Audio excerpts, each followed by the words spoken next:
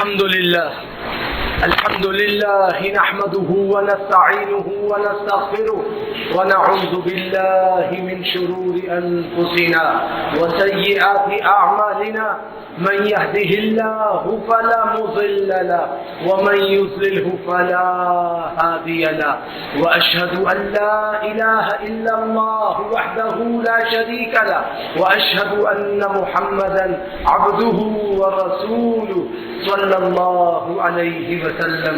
اللهم صل على محمد وعلى آل محمد كما صليت على إبراهيم وعلى آل إبراهيم إنك حميد مجيد.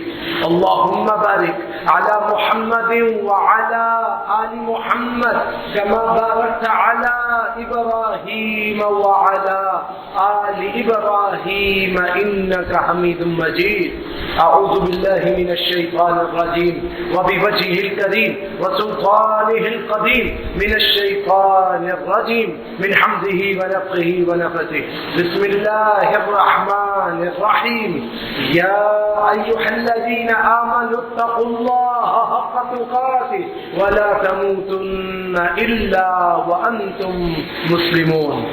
يا أيها الذين آمنوا اتقوا الله وقولوا قولا سديدا يصلح لكم أعمالكم ويغفر لكم ذنوبكم ومن يطع الله ورسوله فقد فاز فوزا عظيما.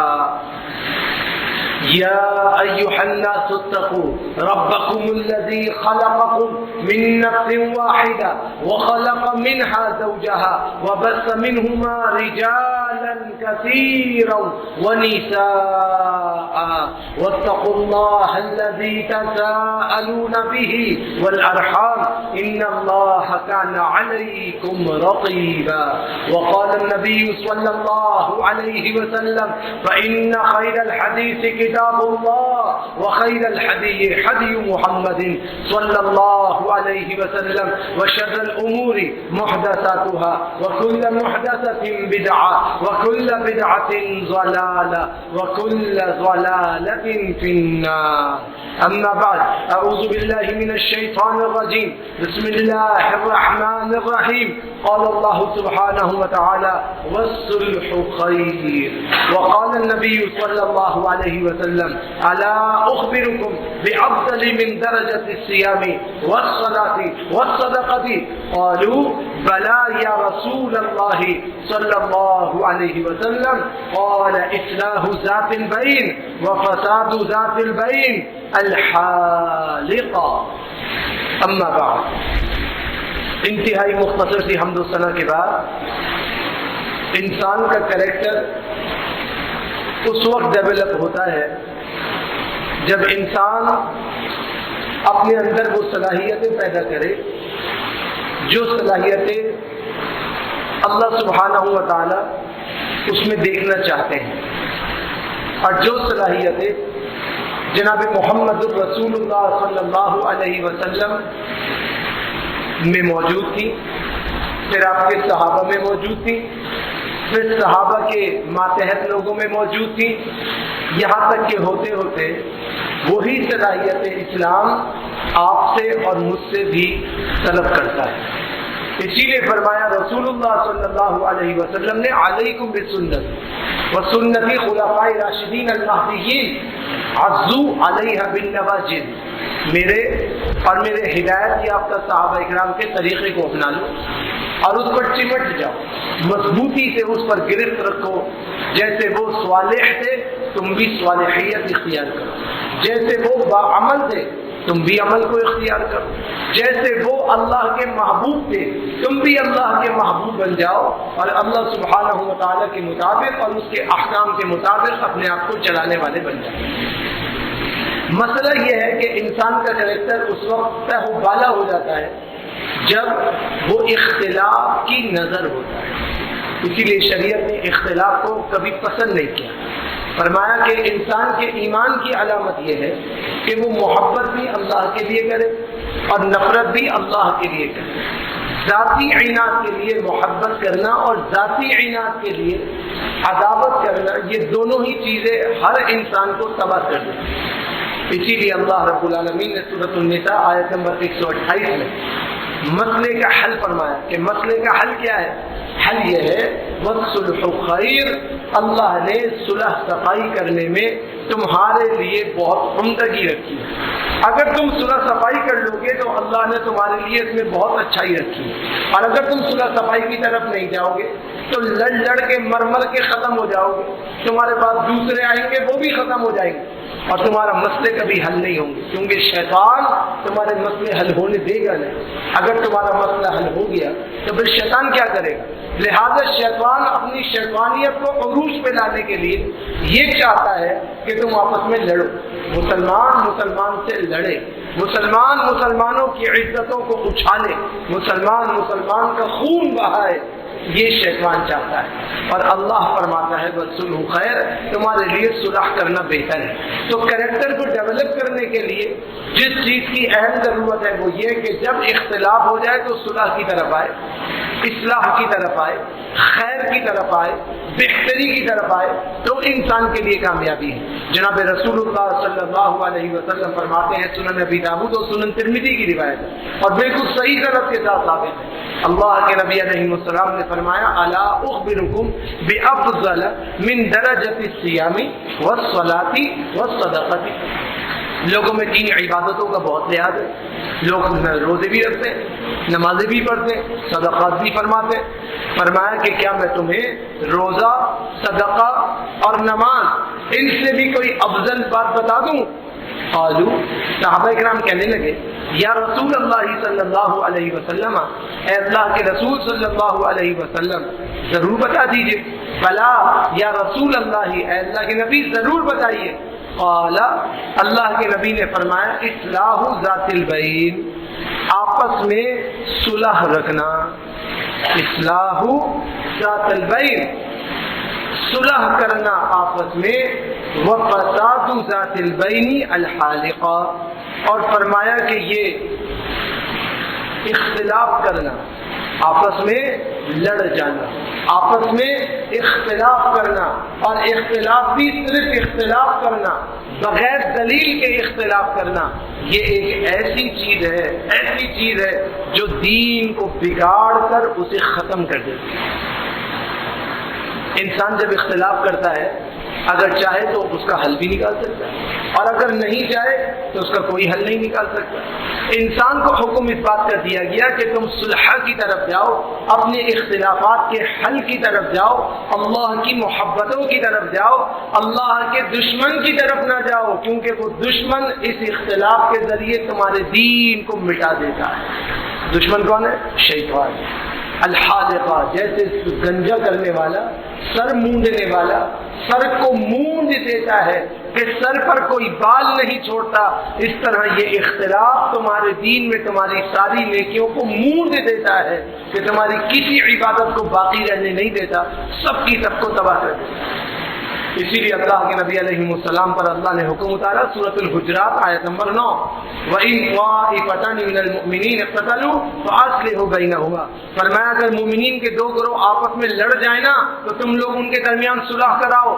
یہ اللہ کا آرڈر ہے کہ ان کو آپس میں صلح صفائی کے ساتھ داخل کرو، اس میں اختلاف کے اندر مبتلا نہ ہو۔ یہاں پر علماء محدثین نے بڑی بڑی باتیں ارشاد فرمائی۔ دیکھیے اللہ کے نبی علیہ السلام نے صلح حدیبیہ کا معاہدہ کیا، کیا آپ کو کسی سے ڈر تھا؟ کوئی ڈر نہیں تھا۔ کیا دشمن کا خوف تھا؟ چاہتے تو بدر کے مقام پر سب کچھ کیا تھا، صلح حدیبیہ میں نہیں کر سکتے تھے؟ نہیں کیا۔ کیوں نہیں کیا؟ حکمت یہ تھی کہ اگر صلح صفائی سے بغیر لڑائی کے کوئی مسئلہ حل ہو جائے تو یہ زیادہ بہتر ہے بنسبت اس بات کے کہ کسی سے لڑا جائے اور لڑنے میں ہمیشہ نقصان دونوں اطراف کا ہوتا ہے۔ تو مسلمان اپنے اختلاف سے اپنے آپ کو نقصان میں ڈالنے کے بجائے اس اختلاف سے بچنے کی کوشش کریں۔ رسول اللہ صلی اللہ علیہ وسلم نے کہا جی ٹھیک ہے ہم صلح کریں گے، معاہدہ لکھوایا گیا، کہا لکھو جی بسم اللہ الرحمن الرحیم، پہلا اعتراض اٹھا دیا گیا کہ ہم تو رحمان الرحیم اللہ کو نہیں مانتے، تو آپ کو یہ ہٹانا پڑے گا۔ اللہ کے نبی علیہ السلام نے فرمایا کہ چلو تم نہیں مانتے تو تم ایسے لکھ دو بسمک اللہم، کہ ہم اللہ کے نام کے ساتھ شروع کرتے ہیں۔ تم رحمان اور رحیم کے منکر ہو نا، اللہ کو تو مانتے ہو نا، اللہ کے نام سے شروع کر لو۔ اب بظاہر اس میں اسماء و صفات کا انکار نہیں ہے کہ صفات کا انکار کر رہا ہے، لیکن اللہ کے نبی علیہ السلام بعید میں حکمت دیکھ رہے ہیں کہ حکمت کیا ہے کہ آج یہ اللہ کو مانے گا تو کل اس کی صفت کو بھی ماننے پر مجبور ہوگا، لہذا دلیل میں پکڑ لیا کہ تو نے خود کہا نا کہ اللہ ہے، وہ اللہ ہے تو اس کی صفت بھی ہے، لہذا اللہ پہ تو مانو، پہلے اللہ پہ تو استقرار کرو، اللہ پہ تو یقین کرو، پھر آگے بات چلے گی۔ لہذا کہا جی ٹھیک ہے، بسمی کا اللہم سے ہم تعریف کرنے کے لیے تیار ہیں۔ پھر اللہ کے نبی نے لکھوایا کہ لکھو جی یہ صلح نامہ محمد رسول اللہ صلی اللہ علیہ وسلم نے سہیل ابن عمر سے طے کیا، کیونکہ قریش کا نمائندہ کون تھا؟ سہیل بن عمر تھا، یہ مسلمان نہیں تھا، یہ کافر تھا۔ تو رسول اللہ صلی اللہ علیہ وسلم کی جب یہ بات سہیل بن عمر نے سنی تو وہ کہنے لگا ہم تو آپ کو رسول اللہ نہیں مانتے، معاہدہ رسول اللہ سے اگر کرنا ہے تو پھر تو ہم آپ کے تابع ہو گئے، ہم آپ کو رسول اللہ تھوڑی مانتے، ہم تو آپ کو محمد ابن عبداللہ مانتے ہیں۔ فرمایا اچھا مجھے تو مانتے ہو نا کہ محمد ابن عبداللہ ہوں، جب مجھے مانو گے تو رسالت خود بخود مانو گے، ٹھیک ہے رسول اللہ کا نام رٹا دو، لکھو کہ یہ صلح نامہ محمد ابن عبداللہ اور سہیل ابن عمر کے درمیان طے کیا جائے۔ چلیے یہ بھی لکھ دیا گیا۔ اب صلح نامہ میں صفات داخل کی گئی کہ 10 سال تک لڑائی بند رہے گی، امن سے زندگی گزاریں گے، رسول اللہ نے کہا میں منظور ہے۔ دوسری بات مسلمان اس سال پلٹیں گے، آئندہ سال آئیں گے، اور 3 دن مکہ میں رہ کر بیت اللہ کا طواف کر کے واپس چلے جائیں گے، اور اپنی تلواریں لے کر آئیں گے جو میانوں میں ہوں گی، اور میان سے باہر ہتھیار نہیں نکلے گا۔ رسول اللہ صلی اللہ علیہ وسلم نے کہا یہ بھی منظور ہے۔ پھر کہا قریش کا کوئی آدمی اگر ہماری اجازت کے بغیر آپ تک پہنچے گا آپ کو واپس پلٹانا ہوگا۔ فرمایا ٹھیک ہے۔ فرمایا آپ کا کوئی آدمی ہم تک پہنچے گا ہم واپس نہیں کریں گے۔ کہا بالکل ٹھیک ہے، اس لیے کہ صحابہ کرام نے اعتراض کیا اللہ کے رسول یہ کیسے ٹھیک ہے، ایک کافر اسلام کی طرف آ رہا ہے آپ اس کو واپس پلٹا رہے۔ فرمایا کہ جب ہم معاہدے کا پاس کریں گے تو اللہ اس کو نصرت دے گا کہ اس کو ایسا غلبہ دے گا کہ اللہ اس کے لیے راستہ نکال دے گا، اور جو ہم میں سے بھاگ کے جائے گا جب اللہ نے اس کو قبول نہیں کیا تو میں روکنے والا کون ہوتا؟ اللہ رب العالمین جو چاہے گا اس کے لیے فیصلہ فرما لے گا۔ لہٰذا اللہ کے نبی علیہ السلام نے اس پر بھی فیصلہ کر لیا اور معاہدہ کر لیا۔ پھر کیا جی قریش اور مسلمان ایک دوسرے سے بدعہدی اور خیانت نہیں کریں گے اور دلوں کی قدرتوں کو ظاہر نہیں کریں گے۔ فرمایا یہ بھی منظور ہے۔ اب اللہ کے نبی علیہ السلام نے جب ساری باتیں طے کر لی اور ساری باتیں کر لی تو جناب عمر رضی اللہ تعالیٰ عنہ کہنے لگے اللہ کے نبی کہ آپ سچے رسول نہیں ہیں۔ آپ نے فرمایا کیوں نہیں؟ فرمایا کہ ہم پر حق نہیں ہے اور ہمارے دشمن باطل پر نہیں ہے۔ فرمایا کیوں نہیں؟ ایسے ہی ہے۔ فرمایا کہ پھر ہم اپنے دین کے بارے میں یہ ذلت آمیز شرائط کیوں طے کریں گے؟ ان کفار سے اپنی شرائط کیوں طے کروائیں گے؟ ان کے اوپر ہم حملہ کریں گے، ان کو مجبور کر دیں گے۔ اللہ کے نبی علیہ السلام نے فرمایا میں اللہ کا رسول ہوں، اس کی نافرمانی نہیں کروں گا۔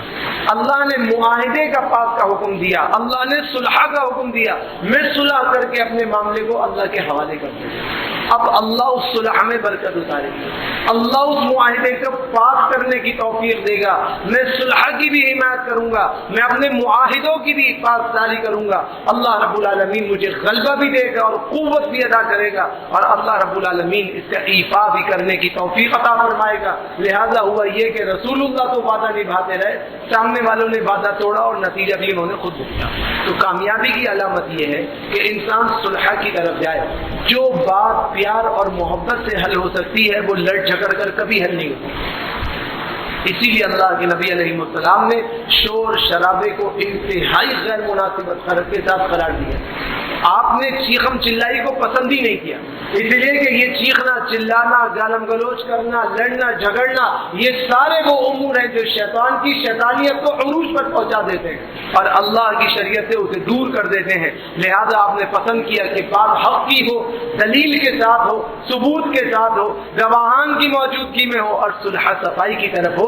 جب انسان صلح اور صفائی کی طرف جاتا ہے تو اللہ سبحانہ و تعالیٰ اس کے لیے بند راستوں کو کھول دیتا ہے اور اللہ سبحانہ و تعالیٰ اس کے لیے کشادگی عطا فرما دیتا ہے۔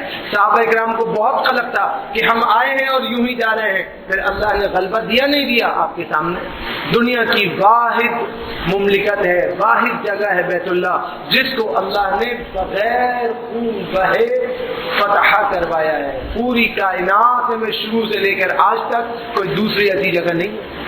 اتنا بڑا لشکر مقابلے میں کھڑا تھا اور رسول اللہ چند صحابہ کے ساتھ آئے ہیں، چند 100 یا 1000 صحابہ ہیں ان کے ساتھ آئے ہیں، اور کسی ایک کا خون نہیں بہایا گیا، کوئی ایک درخت کا پتا نہیں گرایا گیا، کوئی ایک گملہ نہیں توڑا گیا۔ اللہ نے صلح میں اتنی برکت دی ہے کہ جب آپ خالص ہو کر اللہ کے لیے اخلاص کے ساتھ صلح اور صفائی کرتے ہیں تو اللہ بند راستوں کو اس طرح کھولتا ہے جو آپ کے تصور میں نہیں۔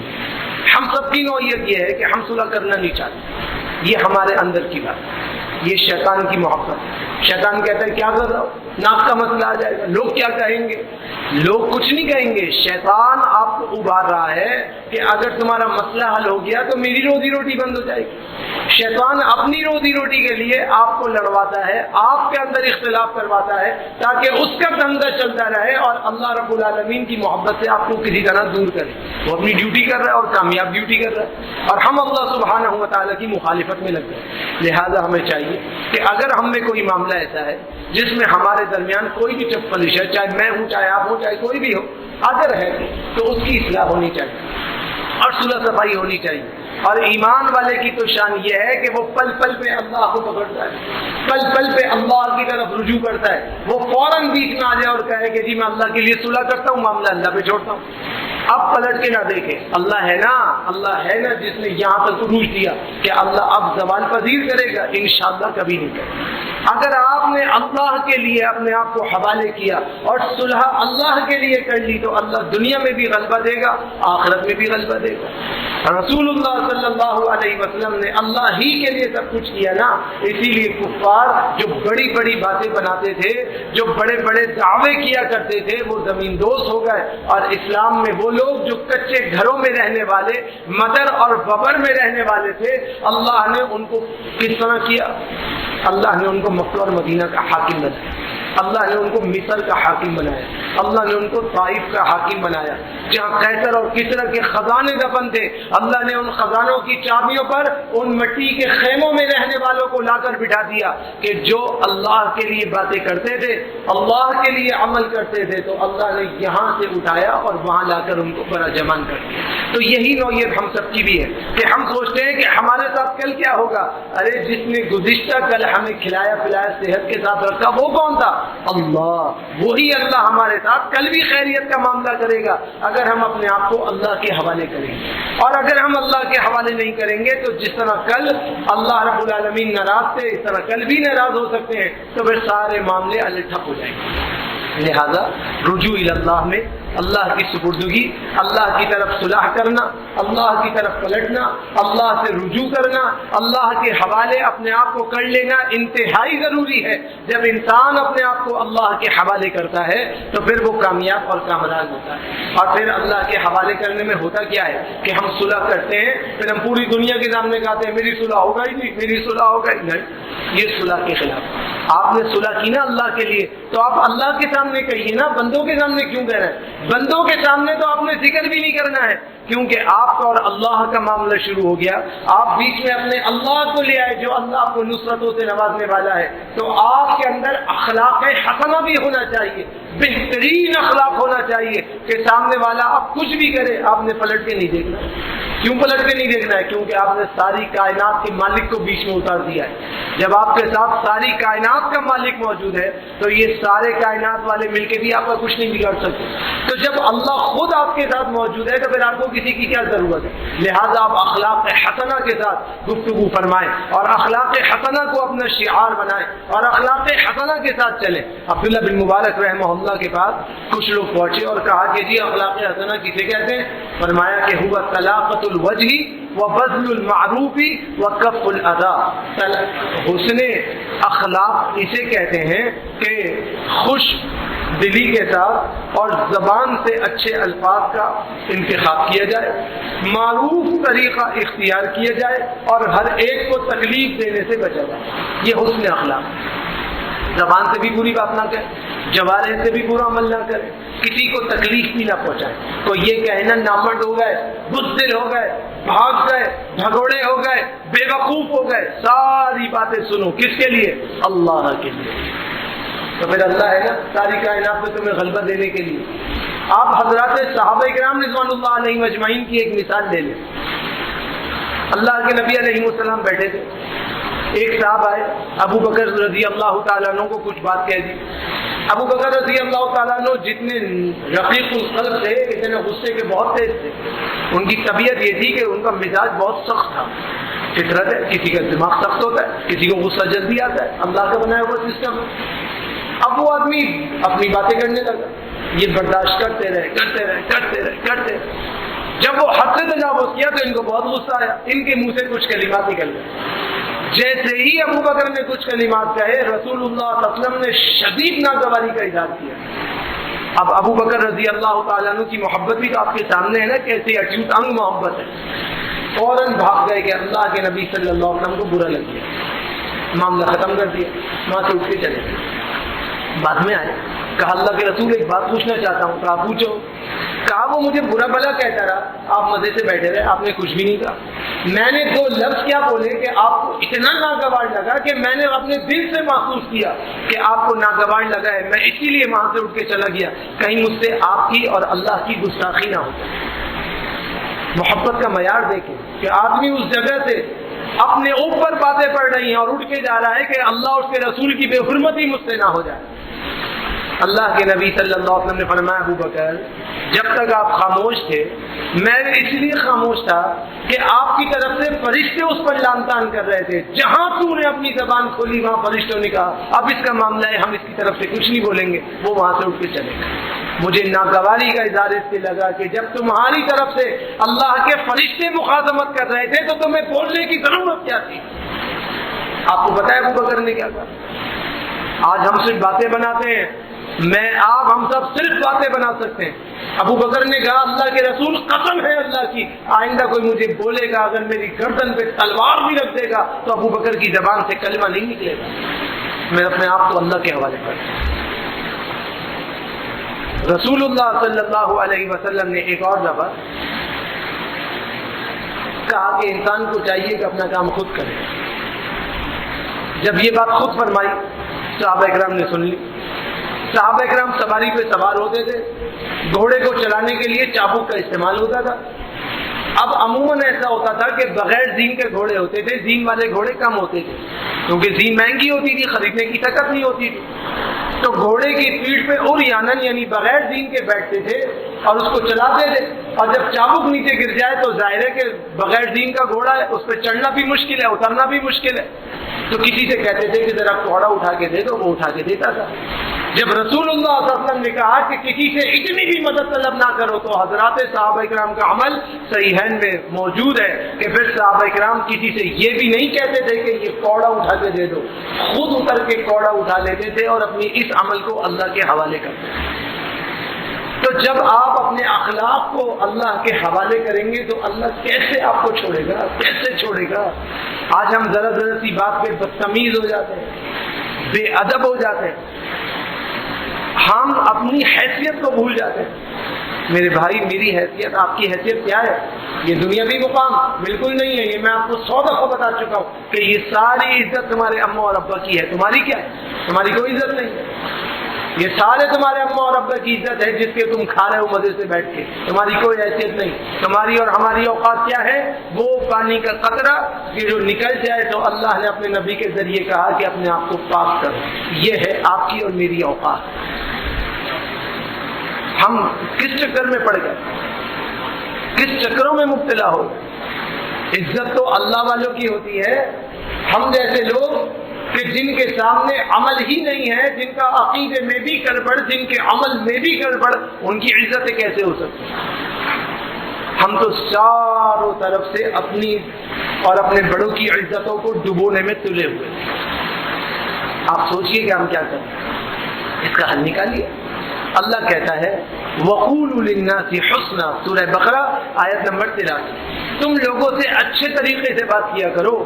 ہم سے اچھے طریقے سے بات نہیں ہوتی. میں کچھ زیادہ بولوں گا تو کہیں گے مفتی صاحب ہمارے خلاف بولتے رہتے، کیونکہ میرا بیٹا بھی ہوگا وہ بھی یہ بولے گا کہ ابا نے آج رگڑ دیا. یہ بات نہیں. وَقُولُوا لِلنَّاسِ حُسْنًا، ہمارے اپنے باپ سے بات صحیح نہیں، ہماری ماں سے بات صحیح نہیں. ارے سب کو چھوڑو، ہماری تو اللہ سے بات صحیح نہیں ہے. نماز میں کیسے اجلت میں نماز کو کھینچتے ہیں جبکہ وہ اللہ کے لیے پڑھ رہے ہیں، اللہ سے بات چیت ہے. آپ نے کبھی سوچا؟ تو پھر ہم اپنے معاملات کی اصلاح کیسے کریں گے؟ معاملات نہیں سدھریں گے، معاملات بگڑ جائیں گے، ہر چیز بگڑ جائے گی. اس لیے کہ یہ زبان جو آپ کو اصلاح کی طرف لے جا سکتی ہے، ہم اس کا غلط استعمال کر رہے ہیں. آپ نے لوگوں سے نرم مزاجی سے بات کرنی ہے، شائستگی سے بات کرنی ہے، صبر سے بات کرنی ہے. ہم ہر چیز کے اندر اپنی کوتاہی کرتے ہیں. اگر کوئی بڑا آدمی آپ کو 2 باتیں سنا رہا ہے، سن لو اللہ کے لیے. کیا جائے گا؟ کچھ بھی نہیں جائے گا، اللہ دیکھ رہا ہے نا. اگر آپ حق میں ہیں تو اللہ تعالیٰ آپ کے درجے کو بڑھا رہا ہے، اور اگر آپ نہ حق میں ہیں تو اللہ آپ کی اصلاح کر رہا ہے. یہ تو اللہ کی طرف سے ایک رحمت ہے. لیکن جب جواب دیا جاتا ہے تو شریعت میں انتہائی نامناسب سمجھا جاتا ہے. آج ہمارے ہاں ایک عادت ہے، مجھ سمیت سارے لوگ یہ کہتے ہیں کہ اس نے مجھے کہا تو میں اس کا منہ توڑ دوں گا. آپ کو پتہ ہے یہ کتنی قبیح بات ہے، کتنی قبیح بات ہے یہ کہنا کہ میں اس کا منہ توڑ دوں گا. میں اس کو منہ توڑ جواب دوں گا، استغفر اللہ ربی من کل ذنب واتوب الیہ. اس سے بڑی کوئی قباحت نہیں. رسول اللہ صلی اللہ علیہ وسلم کا ایک صحابی اپنے بھائی کو سمجھا رہا، وہ آگے سے جواب دے رہا. جیسے آج ہم میں خون کھولتا ہے نا، ہم کہتے ہیں جی ہم یہ کر دیں گے، ہم وہ کر دیں گے. جواب دے رہا. پیچھے سے رسول اللہ صلی اللہ علیہ وسلم نے سنا، صحیحین کی روایت ہے، فرمایا فَإِذَا لَمْ تَسْتَحْيِ فَاصْنَعْ مَا شِئْتَ. چھوڑ دے اس آدمی کو جب اس میں حیا نہیں ہے اور یہ آگے سے باتیں کر رہا ہے، چھوڑ دو اس کو.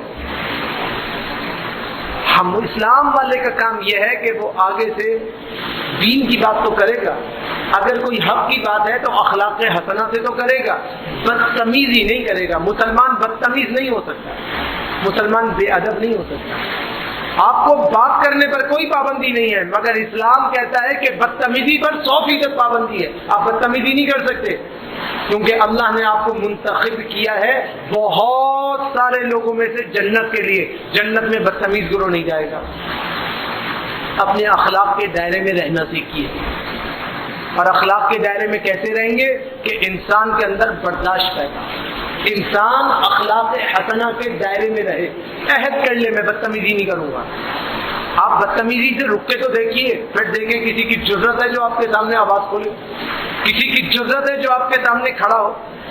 آپ اللہ کے لیے خالص ہو جائیے، پھر دیکھیے اللہ آپ کا رعب کیسا پیدا فرماتا ہے کہ کسی کی جرأت نہیں ہو سکتی کہ وہ آپ کے سامنے کھڑا ہو جائے. پیچھے تو باتیں پوری دنیا پہ بنائی جاتی ہیں، بناتے رہیں. یہ تو ہمارے گناہ دھونے کی فیکٹریاں ہیں، ان کو اپنا کام کرنے دو. آپ اپنے اندر قوت ایمانی پیدا فرمائیے. امام حسن بصری رحمہ اللہ فرماتے ہیں کہ لوگوں کو اچھائی کا حکم دینا اور برائی سے روکنا اخلاق حسنہ کی عمدہ ترین بات ہے. لیکن اس کے لیے ضروری یہ ہے کہ انسان خود بااخلاق، خود اپنے اندر وہ صفات نہ رکھتا ہو جو صفات اللہ کی محبوبیت کے اس کو خلاف ابھارنے والی ہوں. لہذا اس سے بچے. اسی لیے اللہ کے پیارے نبی جناب محمد الرسول اللہ صلی اللہ علیہ وسلم فرماتے ہیں، صحیح مسلم کی روایت ہے، لا تحقرن من المعروف شیئا ولو ان تلقى اخاك بوجه طلق. فرمایا کسی نیکی کو کم نہیں سمجھا کرو. اگر آپ کسی مسلمان بھائی سے خندہ پیشانی سے مل جائے نا، یہ بھی ایک نیکی ہے. آپ اپنے گریبان میں جھانکیں اور مجھے ایک بات ایمان سے بتا دیں کہ اللہ نے اگر آپ کو ماں باپ کی دولت سے نوازا ہے، آپ نے کبھی خندہ پیشانی سے ان کی طرف دیکھا ہے؟ یہ نعمت چھن جاتی ہے نا، پھر انسان کے چاروں طبق روشن ہوتا ہے. وہ روتا ہے کہ مجھے میرے باپ یا ماں مل جاتا ہے، میں یہ نیکی کما لیتا ہوں. جب اللہ چھین لیتا ہے پھر سب کچھ چھین لیتا ہے. آپ دیکھیے اللہ نے آپ کی اولاد دی، آپ نے خندہ پیشانی سے دیکھا، پیار سے، شفقت سے دیکھا، ان کے سر پہ ہاتھ پھیرا، اس لیے کہ یہ اللہ کا انعام ہے. آپ کا کیا کام ہے؟ اولاد انسان خود تو نہیں لے سکتا جب تک اللہ کا حکم نہ ہو. اللہ کا انعام ہے، اللہ کی نشانی ہے. آپ نے اس پر شفقت کا ہاتھ پھیرا، اپنے بیٹے کو، اپنی بیٹی کو اپنے سینے سے لگا کے اس کو احساس دلایا کہ تمہارا باپ ہے، فکر نہیں کرو، جو بات ہے اس کو حل کرو. پھر دیکھیں مسئلے حل نہیں ہوتے تو کیا ہوتا ہے. ہماری نوعیت یہ ہے کہ ہم بات بات پہ بگڑتے ہیں. اور ہم بگڑنے کو اپنی مردانگی قرار دیتے ہیں کہ جی یہ ہماری اکڑ ہے اور یہ ہماری فخر ہے اور یہ ہماری علامت ہے کہ ہم کسی کو گھاس نہیں ڈالتے. یہ بات شرعاً باطل ہے اور انسان کی نیکیوں کو جلانے کے لیے کافی ہے. اسی لیے فرمایا لا تحقرن من المعروف شیئا، کسی نیکی کو کمتر نہ سمجھو. اگر ایک بھائی تمہیں ملتا ہے، ایک مسلمان ملتا ہے، اس سے عمدہ پیشانی کے ساتھ، اس سے مسکرا کے عزت کے ساتھ مل لیے تو تمہارا کیا جاتا ہے؟ تمہارا دل نہیں چاہ رہا نا، اپنے دل کی بات نہیں بتاؤ، اس کی عزت رکھ لو، اس کے اسلام کی عزت رکھ لو، اس کے بڑوں کی عزت رکھ لو. ہمارے ہاں یہ ہے کہ ہم پوری زندگی نہ ملنے کا عہد کر لیتے، قسم اٹھا لیتے ہم یہاں نہیں جائیں گے، چاہے عالم ہو چاہے جاہل ہو، حلف اٹھا لیتے ہیں کہ ہم یہاں نہیں جائیں گے، ہم اس سے نہیں ملیں گے. یہ کیسا اسلام ہے بھائی جو آپ کو برائی سے نہیں روک رہا؟ اسلام تو برائی سے روک رہا ہے. ہم خود اس اسلام کو قبول نہیں کر رہے تو پھر نقصان تو ہمارا ہو رہا ہے. معاذ بن جبل رضی اللہ تعالیٰ عنہ فرماتے ہیں، موطا امام مالک کی روایت ہے، کانا آخر ما وصانی به رسول اللہ صلی اللہ علیہ وسلم، اللہ کے نبی نے جو مجھے آخری وصیت فرمائی تھی، ہی نہ وضعت رجلی، جب میں نے اپنا پاؤں رکاب میں رکھا تھا، ان قال فرمایا یا معاذ احسن خلقک للناس، لوگوں سے اچھے اخلاق سے پیش آ. اس بات کو پلے باندھ. آج آپ خود دیکھ لیجئے کہ ہم اچھے اخلاق سے پیش آ رہے ہیں یا نہیں آ رہے. فیصلہ آپ نے کرنا ہے، کوئی دوسرا آپ کو نہیں کہہ سکتا. آپ ہو سکتا ہے میرے ساتھ بہت اچھے اخلاق سے پیش آئیں، ہو سکتا ہے کہ آپ اندرونی معاملات میں بہت بد اخلاق، یہ بھی ہو سکتا ہے کہ آپ مجھ سے بہت بد اخلاقی سے پیش آئیں لیکن اندرونی معاملات میں آپ بہت با اخلاق ہوں. ہونا یہ چاہیے کہ اندرونی اور بیرونی تمام معاملات میں آپ تمام باتوں کو کہنے والے ہوں مگر اخلاق کا دامن نہ چھوڑیں، اخلاق کے اندر رہتے ہوئے بات کریں، با اخلاق با کردار رہے. یہ آپ کے اور میرے لیے بہت زیادہ ضرورت ہے، اس کے بغیر اللہ کی رحمتوں میں نہیں آ سکتے. اللہ کے نبی علیہ السلام کے صحابی ہیں عبداللہ بن عمر بن عاص رضی اللہ تعالیٰ عنہ، ارشاد فرماتے ہیں، صحیح بخاری کی روایت ہے، لم یکن النبی فاحشا ولا متفاحشا وکان یقول ان من خیارکم احسنکم اخلاقا. اللہ کے نبی کے اندر دو صفتیں کبھی نہیں پائی گئی. نمبر ایک، بے حیائی کی بات کسی صورت بھی نہیں کرتے، بے حیائی کی بات کسی صورت بھی نہیں کرتے. دوسری بات، کبھی بھی بے حیائی کا کام نہیں کرتے. نہ رسول اللہ زبان سے بے حیائی کی بات کہتے تھے، نہ جوارح سے بے حیائی کا کام کرتے تھے.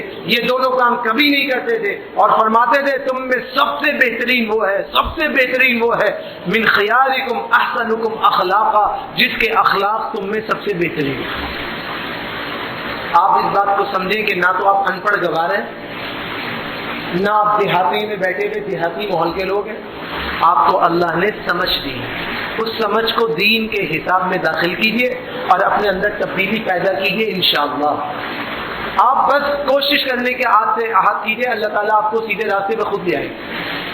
آپ یقین کر لیجئے اور پختہ عہد کر لیجئے میں بدتمیزی نہیں کروں گا.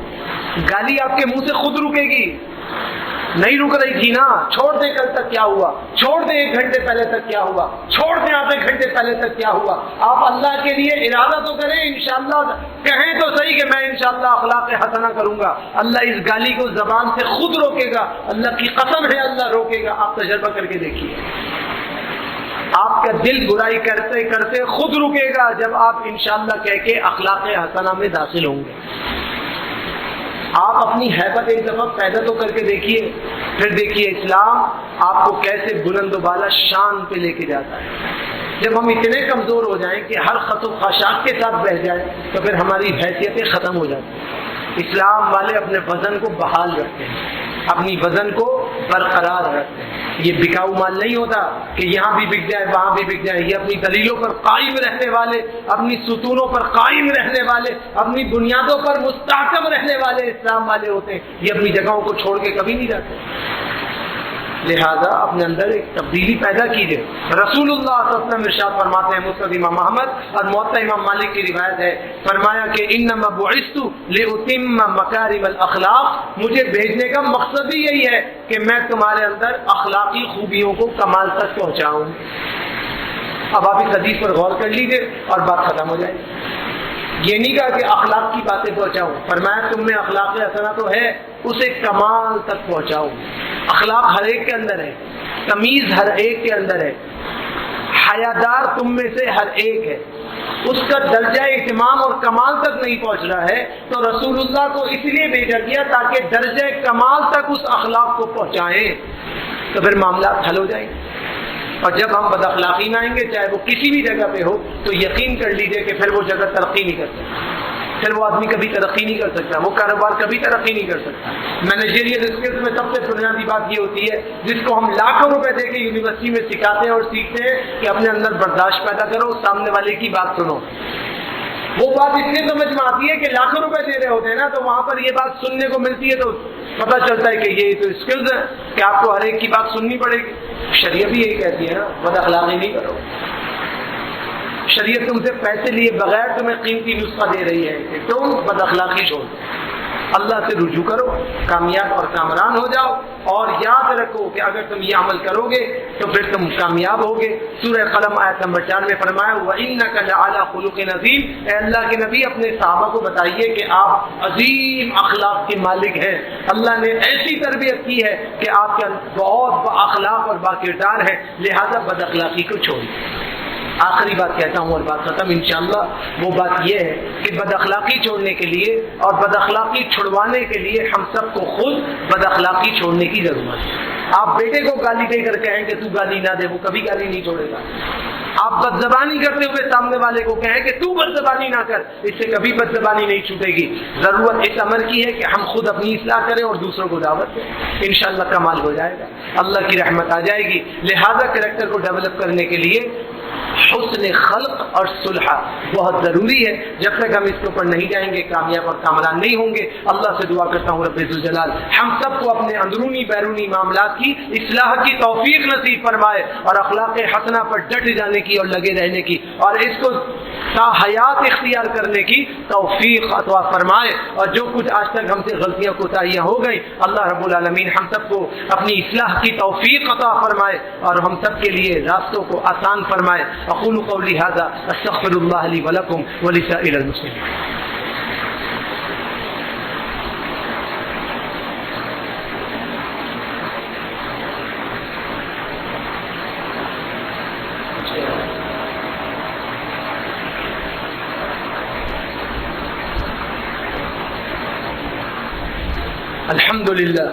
الحمد لله نحمده ونستعينه ونستغفره ونعوذ بالله من شرور أنفسنا وسيئات أعمالنا، من يهده الله فلا مضل له ومن يضلله فلا هادي له، وأشهد أن لا إله إلا الله وحده لا شريك له، وأشهد أن محمدا عبده ورسوله صلى الله عليه وسلم۔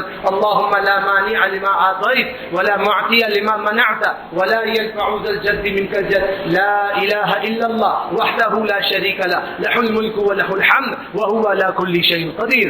اللهم لا مانع لما أعطيت ولا معطي لما منعت ولا ينفع ذا الجد منك الجد، يا حي يا قيوم برحمتك نستغيث، يا حي يا قيوم برحمتك نستغيث۔ أما بعد، قال النبي صلى الله عليه وسلم ليس الباطل بالمكافئ ولكن الباطل الذي إذا قطعت رحمه وصل۔ صحیح بخاری کی روایت ہے، اللہ کے نبی علیہ السلام نے فرمایا وہ شخص جو رشتہ داری کا لحاظ کرتے ہوئے کسی سے ملتا ہے، وہ کوئی صلہ صفائی نہیں کر رہا، وہ کوئی صلہ رحمی نہیں کر رہا۔ صلہ رحمی تو وہ کر رہا ہے کہ جب دوسرا رشتہ دار اس کے ساتھ بے تعلقی اختیار کرے اور یہ اپنے تعلق کو اللہ کے لیے جوڑ لے، اللہ کے لیے مل لے، یہ ہے جو صلہ رحمی کو کرنے والا ہے۔ آج آپ کسی کے یہاں جاتے آتے ہیں کہ کیا کریں جی، خاندانی رواج ہے، آنا جانا سب بیکار ہو گیا۔ آپ اس لیے جائیں کہ اللہ کا حکم ہے تو آنا جانا بھی بحال اور اللہ کی رحمتیں بھی بحال اور کامیابیاں اور کامرانیاں بھی بحال۔ یہ سب باتیں اس لیے ضروری ہیں کہ خیر سے عید کا موقع پھر آ رہا ہے، عید الاضحیٰ آ رہی ہے، قربانی بھی ہو رہی ہے، نفوس کی بھی قربانی کرنی ہے، جانوروں کی بھی قربانی کرنی ہے، شیطان کو بھی ہلاک کرنا ہے، اللہ کی رحمتوں کو بھی طلب کرنا ہے، تو پھر موقع اچھا ہے اللہ سے مدد طلب کرنے کا۔ موقع بہت اچھا ہے صلح صفائی کو کرنے کا، موقع بہت اچھا ہے اللہ کے لیے نصرتوں کو طلب کرنے کا۔